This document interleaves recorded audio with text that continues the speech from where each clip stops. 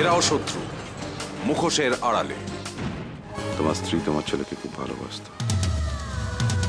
ছেলের মৃত্যুও মেনে নিতে পারে, তাই ছেলের মৃত্যুর খবর দিয়ে বিষ খেয়ে নিজেকে শেষ করে দেয় তোমার স্ত্রী।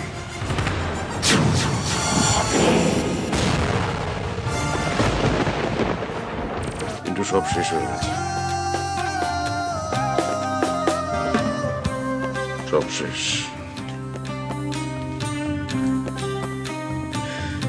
বডি পোস্টমর্টম হয়ে গেছে। তুমি গিয়ে যদি শেষকৃত্য করো তাহলে ভালো, না হলে বেবারিশ লাশ হিসেবে শেষকৃত্য করতে হবে। আমি সেটা চাই না কিন্তু। মিস্টার মুখার্জি, আপনি যে বলেছিলেন এই ছেলেটি আর এই মহিলার আত্মীয় স্বজন আসবার কথা আছে, তারা আদৌ এসেছেন কি? এই কথাই বলছিলাম আপনাকে, পিন্টু মন্ডল। আচ্ছা আচ্ছা, তাহলে তো হয়েই গেল। ইনফ্যাক্ট ফর্মালি কয়েকটা কাগজপত্রে সই করলেই আমি লাশগুলো ছেড়ে দিতে পারবো। লাশ? ডাক্তার কি করে জানলি এটা আমার আত্মীয় হয়?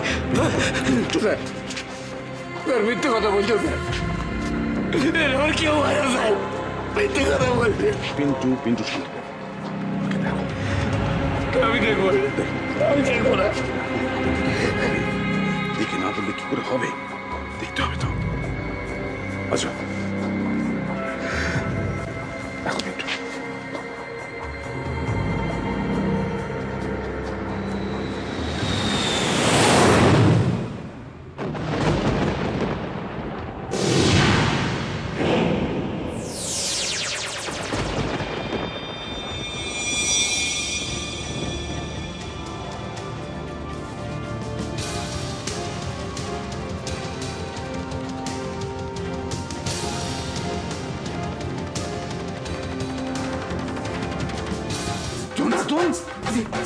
তোমার এই অবস্থা?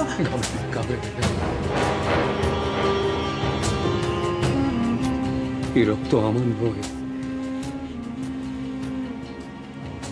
এই রক্ত ওই সমস্ত হতভাগ্য মানুষদের যারা মুহূর্তের জন্য বুঝতে পারেনি তাদের জীবনের একটা আনন্দদায়ক মুহূর্ত কিভাবে বেদনাদায়ক মুহূর্তে বদলে যায়। আমাদের টুম্পার সোনালি ভালো আছে, ওরা ভালো আছে, শুধু ব্লাস্টিং এর আওয়াজে ওরা একটা শক পেয়েছে। ডাক্তার বলেছে 3-4 দিনের মধ্যেই ওরা সুস্থ হয়ে উঠবে। জনার্দন, আমার খুব ইচ্ছে করছে ওদের পাশে গিয়ে দাঁড়াই, কিন্তু আবার খুব ভয়ও করছে। ওদের এই অবস্থা আমি বোধহয় সহ্য করতে পারবো না, আমি সহ্য করতে পারবো না। আজকে রাতটা যেতে দিন, আপনি নয় কাল সকালে যাবেন, ওরাও একটু রেস্ট নিয়ে নিক।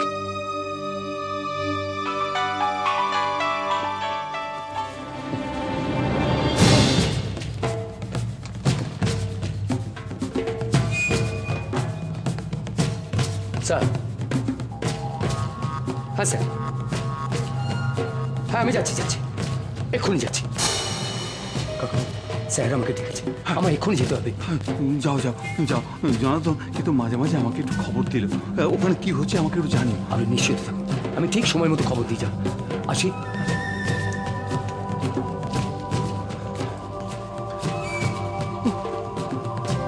কোথা থেকে যে কি হয়ে গেল।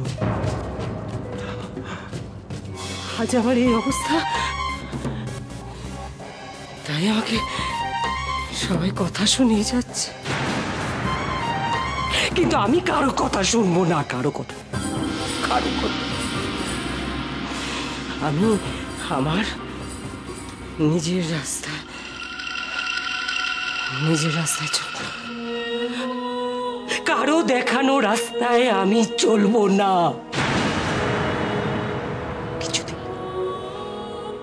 কিছুতেই না।